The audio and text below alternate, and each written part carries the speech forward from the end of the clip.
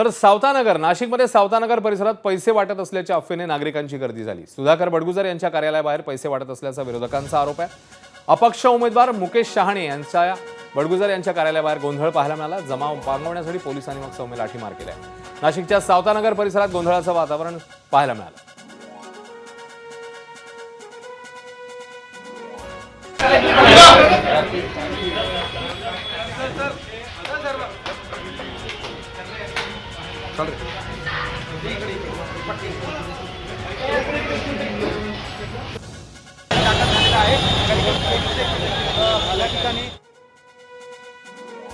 नाशिकमधली घटना सावतानगर परिसरात पैसे वाटत असल्याच्या अफवेने नागरिकांची गर्दी पाहायला मिळाली। बडगुजर यांच्या कार्यालयाबाहेर पैसे वाटत असल्याचा विरोधकांचा आरोप आहे। अपक्ष उमेदवार मुकेश शहाणे यांचा बडगुजर यांच्या कार्यालयाबाहेर हा गोंधळ पाहायला मिळाला।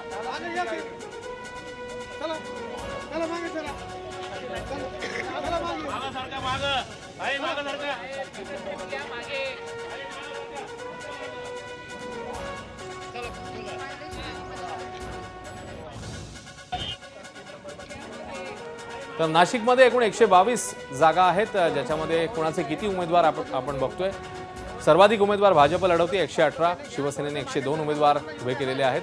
ठाकरेंच्या शिवसेनेचे 79 उमेदवार मैदानात आहेत। राष्ट्रवादीचे 42, शरद पवारांच्या राष्ट्रवादीचे 30, काँग्रेस 22 आणि मनसेचे 30 उमेदवार हे निवडणूक लढवत आहेत। नाशिकमध्ये एकूण जागा आहेत 122। नेमकं काय प्रकार घडलाय हा नाशिकमधला, आपण आता शुभम बोडके आपल्या सोबत आहेत, आपले प्रतिनिधी, त्यांच्याकडे जाणून घेऊ। शुभम, अशा आपण बघतोय खरं तर नाशिक मधल्या ज्या चर्चेतल्या लढती आहेत त्यामध्ये सुधाकर बडगुजर यांची लढत असेल प्रभाग क्रमांक 25 आणि दुसरी महत्वाची लढत आहे ती म्हणजे प्रभाग क्रमांक 29 मध्ये सुधाकर बडगुजर यांचा मुलगा दीपक बडगुजर निवडणुकीच्या रिंगणात आहे। तर त्या ठिकाणी एबी फॉर्म वरून जो गोंधळ झाला होता त्या ठिकाणी मुकेश शहाणे यांनी अपक्ष उमेदवारी केलेली होती। हे दोघं त्या ठिकाणी परस्परांच्या विरोधात निवडणूक लढवत आहे। त्यामुळे कुठेतरी पैसे वाटल्याचा आरोप मुकेश शहाणे यांचा होता आणि ते स्वतः मुकेश शहाणे सुधाकर बडगुजर यांच्या कार्यालयावर त्या ठिकाणी चालून आलेले होते। त्यांच्यासोबत त्यांचे काही समर्थक कार्यकर्ते देखील होते। बडगुजर आणि मुकेश शहाणे यांचे समर्थक समोरासमोर आल्यानंतर जो गदारोळ त्या ठिकाणी झाल्याचा आपल्याला पाहायला मिळाला होता। पोलिसांनी देखील संपूर्ण परिस्थिती नियंत्रण आणावी यासाठी सौम्य बळाचा वापर त्या ठिकाणी केलेला होता।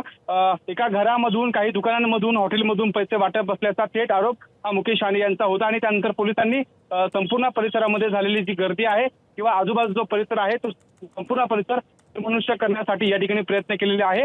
स्वतः या ठिकाणी पोलीस आयुक्त असेल, पोलीस निरीक्षक असेल, हे स्वतः 2 टीम घेऊन या ठिकाणी दाखल झालेले होते आणि संपूर्ण आता ही परिस्थिती आहे ते नियंत्रणात आणण्यासाठी पोलिसांना यश आलंय।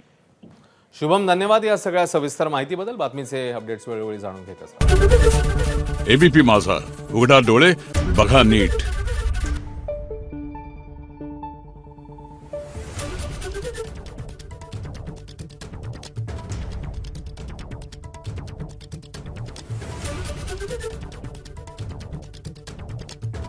Thank you.